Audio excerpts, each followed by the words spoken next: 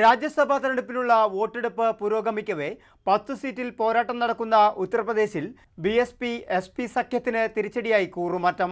403 അംഗ നിയമസഭയിൽ ഒരു സ്ഥാനാർത്ഥിയെ വിജയിപ്പിക്കാൻ വേണ്ടത് 37 പേരുടെ പിന്തുണയാണെന്നിരിക്കെ 311 അംഗങ്ങളുള്ള ബി.ജെ.പിക്ക് 8 പേരെ അനായാസം ജയിപ്പിക്കാനാകും. പ്രതിപക്ഷ വോട്ടുകൾ ചോർത്താനായി ഒരു സ്ഥാനാർത്ഥിയെ കൂടി ബി.ജെ.പി. മത്സരിപ്പിച്ചത് പോരാട്ടം കടുപ്പിച്ചു. 47 എം.എൽ.എമാരുള്ള എസ്.പിക്കും ഒരാളെ ജയിപ്പിക്കാം.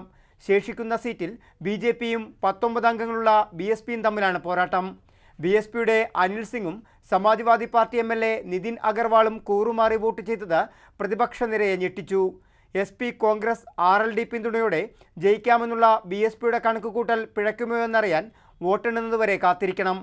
സ്വതന്ത്ര എം.എൽ.എ അമൻമണി ത്രിപാഠി ബി.ജെ.പിക്ക് വോട്ട് ചെയ്തു. കൂടുതൽ പേർ കൂറുമാറുമെന്ന പ്രതീക്ഷയിലാണ് ബി.ജെ.പി. 5 സീറ്റിലേക്ക് വോട്ടെടുപ്പുള്ള ബംഗാളിൽ തൃണമൂൽ 4 സീറ്റിൽ ജയിക്കും. ഒന്നിൽ തൃണമൂൽ പിന്തുണയോടെ കോൺഗ്രസിലെ മനോഭിഷേക് സിംഗ്വി തെരഞ്ഞെടുക്കപ്പെടും. കർണാടക, തെലങ്കാന, ജാർഖണ്ഡ്, കേരളം, ഛത്തീസ്ഗഡ് എന്നീ സംസ്ഥാനങ്ങളിലും വോട്ടെടുപ്പുണ്ട്.